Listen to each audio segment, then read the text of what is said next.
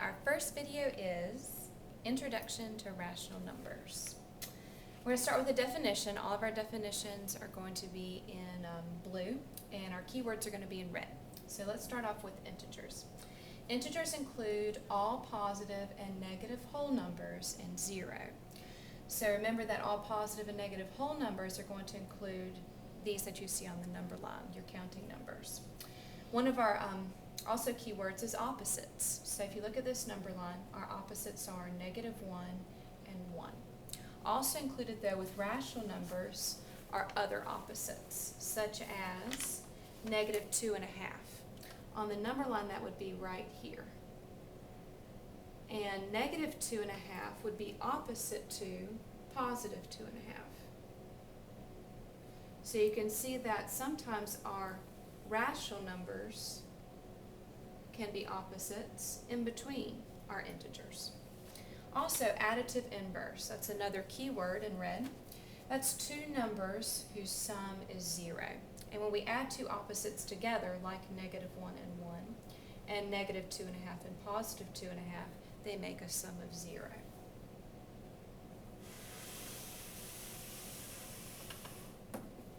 Talked before about rational numbers. So here's the definition for rational numbers. Numbers that can be expressed as one integer divided by another integer. So rational numbers include many different things, but here's some examples. Integer examples would be like -2. We would think that to be a rational number because we can put -2 over 1. Remember, we can put 1 underneath any number. It doesn't change anything. Same thing with our positive numbers. 5 over 1 is the same thing as +5. Fraction examples, though, make it pretty clear that they're rational numbers. Remember, it's expressed as one integer divided by another. So -1 over 2 is rational, +2 over 3, +7 over 16, so even weird fractions like that. And then -4/3 is also a rational number. Remember, you can also change that to -1 1/3. But it's rational because we can relate it as one integer over another.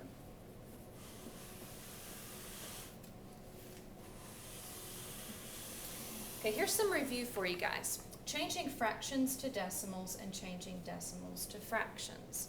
Remember, you've done this before, but this is just a refresher. Remember, when you want to change a fraction like 3/5 and make it into a decimal, remember your denominator has to be on the outside. That's your divisor. Your numerator goes underneath. That's your dividend. I can't do 5 into 3, so I've got to add a decimal and a 0. Now I think about 5 into 30, well, that goes in 6 times. 5 times 6 we know is 30, but it's not 6. We've got to bring up our decimal point. So our answer is 0.6. So remember, when you're changing fractions to decimals, you've got to go through that process. For changing decimals to fractions, remember that if you're given 0.6, you got to recognize what decimal place you have. The 6 is in the 10ths place, so notice because it's in the 10ths place, I put a 10 as my denominator. 6 over 10 reduces to 3/5. Okay, putting numbers on the number line.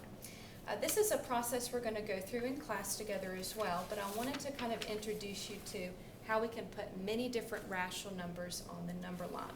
So here's a number line that goes from -3 to 3, and here's 5 different numbers that we're going to put on that number line. So let's start off with the first one, -0.4.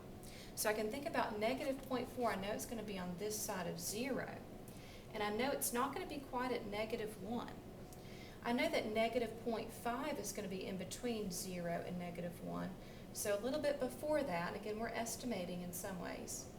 I'm going to put -0.4.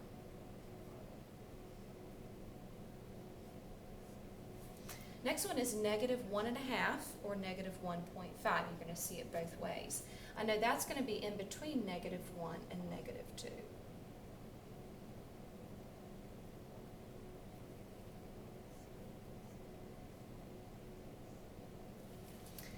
1.7, so we've got a decimal there. I know it's going to be on the other side of 0 since it's positive. I know 1.5 is about right here, so 1.7 we're going to approximate to be about right here. -2 2/3.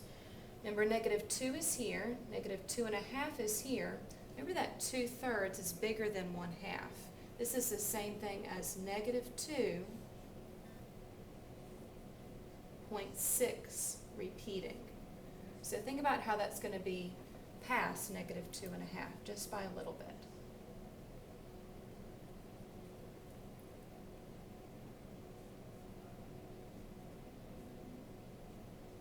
Okay, and lastly, -0.8. I know that's going to be past my -0.4 and a little bit closer to -1.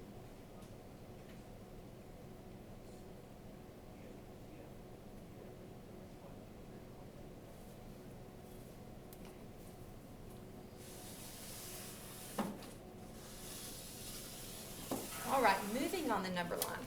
We're going to talk about some different scenarios that relate to moving on the number line. So let's talk about an example for this one. Let's say, for example,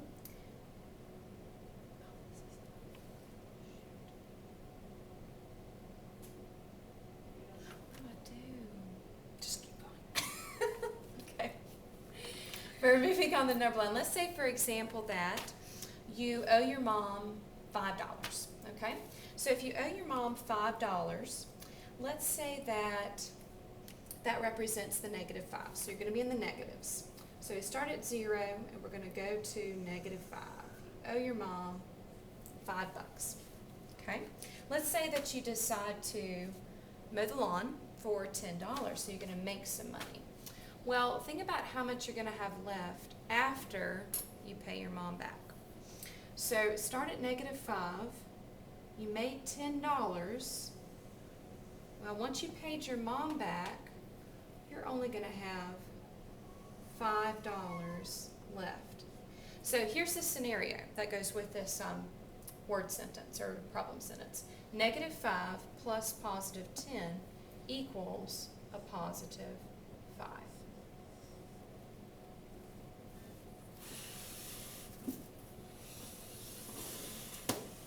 Okay, all right, last but not least, moving on the number line, here's another scenario for you.